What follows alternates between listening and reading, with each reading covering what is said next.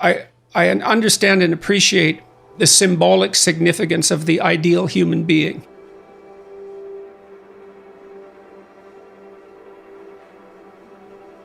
And that finds its embodiment. And I took these ideas in large part from Jung and Erich Neumann, that Christ is Christ is at least a representation of the ideal man, whatever that is. And we all, interestingly enough, we all seem to have an ideal. And that ideal has us, right? And that's where it's very interesting to consider the role of conscience, because your conscience will call you out on your behavior. And so it seems to function as something that's somewhat independent, or at least as something that you can't fully voluntarily control, because if you could voluntarily control it, then you just tell the pesky little bastard to go away, or to pat you on the back continually, because there must be few things in life more pleasurable than being a fully committed narcissist, to really believe that everything that you do is right and that you're a good person. And I suppose if you could wave a magic wand and rearrange your mind so that it was constantly telling you that, you'd do it. But you don't seem to be able to do that in relationship to your conscience. It trips you up.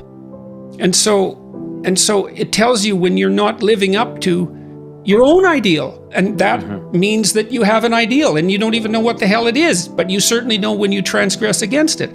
And I know that there's a strong line of Christian thinking that's identified the conscience with divinity, sometimes with Christ inside, sometimes with the Holy Spirit.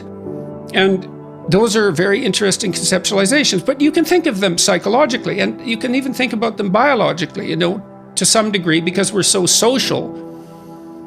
If we don't manifest an appropriate moral reciprocity, we're going to become alienated from our fellows, and we won't survive, and we'll suffer and die, and we certainly won't find a partner and have children successfully. And so, but the thing is the deeper you go into biology, the more it shades into something that appears to be religious, because you start analyzing the fundamental structure of the psyche itself.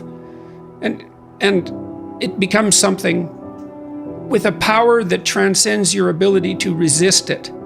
The right striving is to attempt with all your heart to encourage things to develop along towards that divine goal. Like, what else would you possibly do? Once you think that through, it's like you're always aiming at something that's better, or you wouldn't be aiming. You're always moving towards something that's better, or you wouldn't be moving. So then why wouldn't you move towards the greatest good?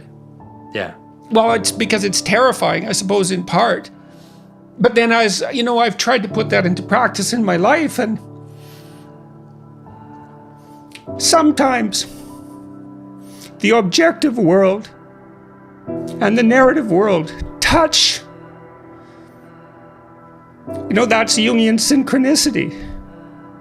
Yeah. And I've seen that many times in my own life. And so in some sense, I believe it's undeniable.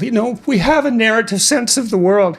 For me, that's been the world of morality. That's the world that tells us how to act. It's real. Like, we treat it like it's real. It's not the objective world. But the narrative and the objective world touch. And the ultimate example of that, in principle, is supposed to be Christ. But I don't know that seems to me oddly plausible. Yeah. But I still don't know what to make of it. Partly because it's too terrifying a reality to fully believe. I don't even know what would happen to you if you fully believed it.